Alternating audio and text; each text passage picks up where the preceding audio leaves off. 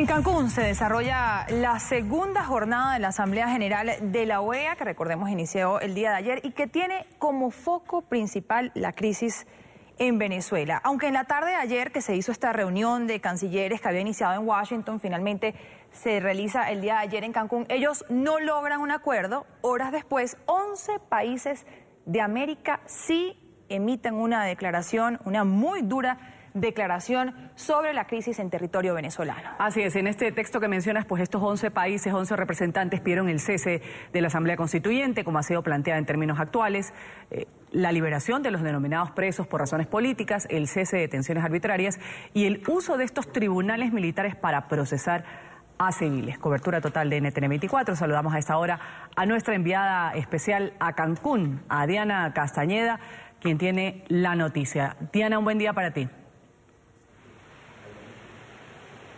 Hola, buenos días. Los saludo desde el centro de Cancún, que es azotado a esta hora por el paso de la tormenta tropical Bert.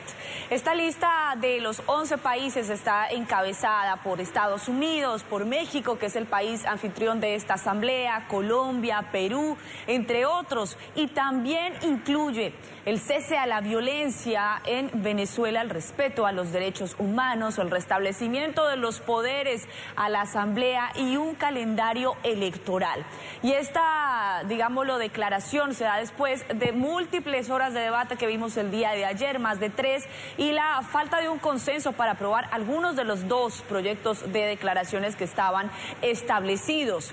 Hablamos también de la diferencia que se registró del apoyo frente a los países del Caribe, y esto marcó también esta profunda, no solo diferencia entre los países que apoyaban la resolución, pero también entre los países que consideran que realmente hay una crisis que está afectando a los venezolanos. Veamos lo que dijo el canciller de Chile, que también está dentro de este grupo de 11 países que podría aumentar en las próximas horas.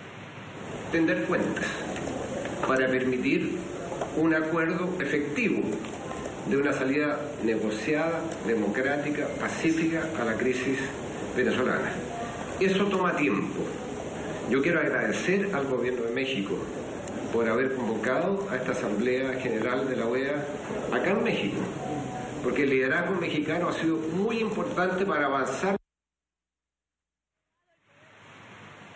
Por su parte, la canciller de Venezuela, quien se encontraba ayer aquí también en Cancún, dijo a través de sus cuentas de Twitter que esto era una intromisión por parte de estos países en los asuntos internos de Venezuela. Porque por primera vez en la historia de esta organización, desde su fundación en 1948, se retira un país.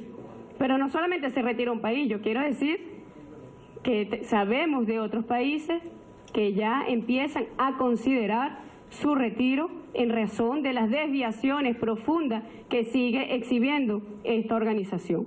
De tal manera que la Organización de Estados Americanos ni siquiera sirve como espacio de diálogo, porque el diálogo que ejerce América del Norte es mediante la extorsión, es mediante la presión, es mediante el chantaje.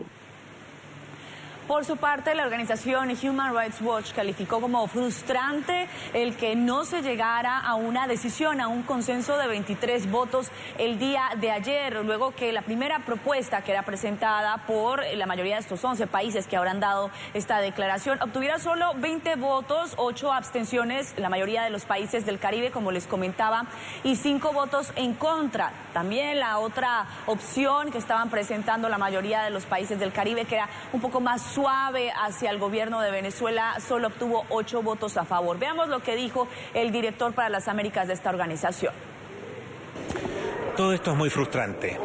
La OEA demuestra una vez más que ha sido en la práctica secuestrada por un pequeño grupo de países que constituyen el CARICOM, es decir, islas del Caribe, a quienes les importa más sus relaciones comerciales con el gobierno de Maduro que el respeto por los principios democráticos, los derechos humanos, las libertades públicas. Da igual lo que ocurra en Venezuela. Ellos se pronuncian en función de lo que han sido sus intereses hasta ahora, que tiene que ver con el grado de dependencia que han adquirido por el suministro subvencionado de petróleo por parte de Venezuela.